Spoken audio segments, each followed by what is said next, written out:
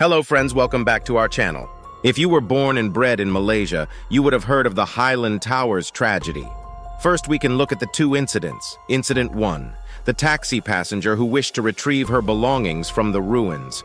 The story goes that in 1994, a year after the collapse and residents from the other blocks had been evacuated, a taxi driver picked up a young woman in the middle of the night. The young woman insisted on sitting at the back, and when asked where she would like to be dropped off, the young lady replied, "Hillview."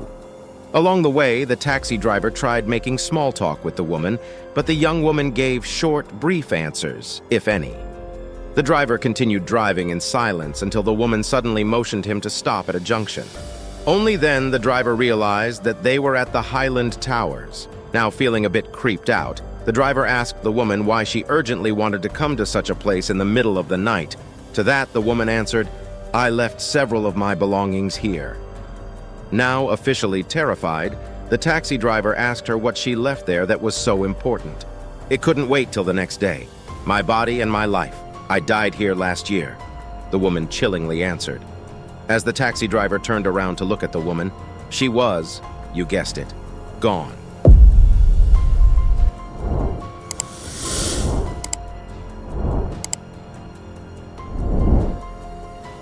Incident 2, the little boy looking for his missing body part. The other infamous urban legend involves one little boy. Legend has it that a paranormal researcher was doing some investigations at one of the abandoned blocks when he came face to face with a little boy on a flight of stairs. Taken aback, he asked the little boy what he was doing there. Turning around and revealing his half-torn face, the boy told the researcher that he was looking for his body part. "I'm looking for my other arm. I lost it in that building there," the boy said while pointing to the apartment block that had collapsed. Needless to say, the researcher left the place in a hurry and never went back. The story. The Highland Towers complex was built in phases between 1974 and 1982. It was constructed at the western base of a steeply sloped hill, terraced extensively in the early 1980s. Block 1 was the southernmost building.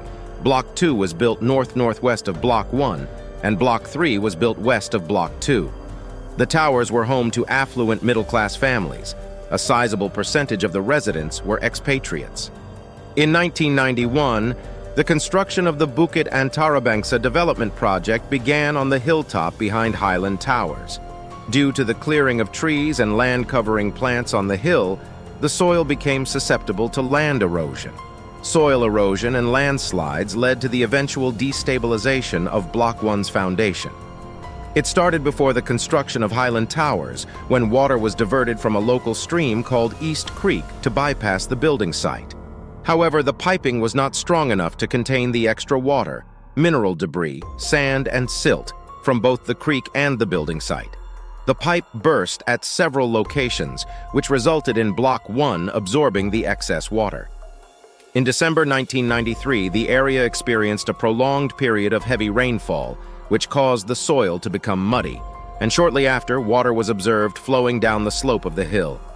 After a prolonged period of heavy rainfall, a landslide began, which destroyed the retaining wall behind the first block's car park. An estimated 100,000 cubic meters of mud gradually pushed the foundation of Block 1 forward. The growing pressure fractured the foundations of Block 1.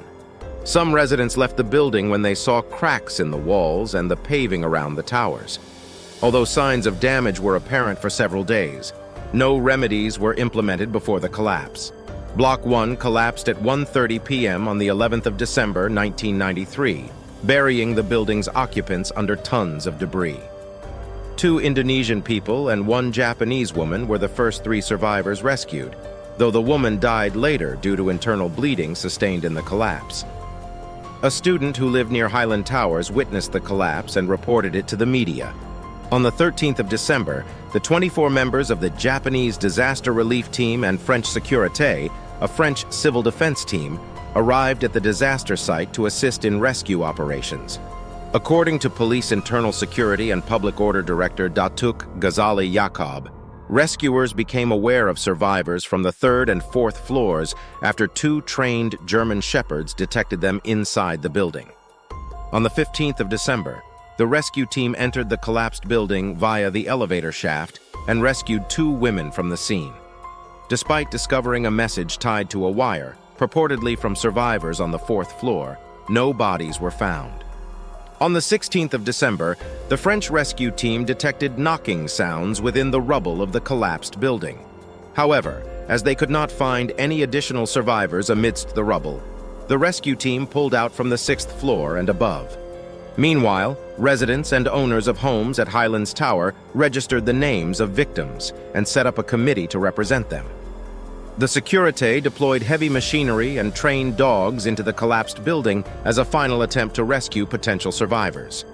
The rescue team dug the building up from the ground to the 5th floor on the 19th of December 1993 and found 29 decomposed bodies near the staircase of the 3rd to 5th floors.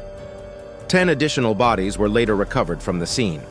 Army staff began preparing for the demolition of the unaffected and evacuated Block 2 after finding it unsafe for further occupation. The rescue team ended its search on the 22nd of December 1993, finding only 2 survivors and recovering the remains of 48 people. Thanks for watching. I hope you enjoyed this video. If you have any thoughts or theories about the mysteries discussed in this video, please share them in the comments below. And if you know of any other unsolved mysteries that you think I should cover, please let me know. Be sure to subscribe to my channel for more videos about unsolved mysteries, true stories, and other fascinating topics. And if you liked this video, please give it a thumbs up and share it with your friends.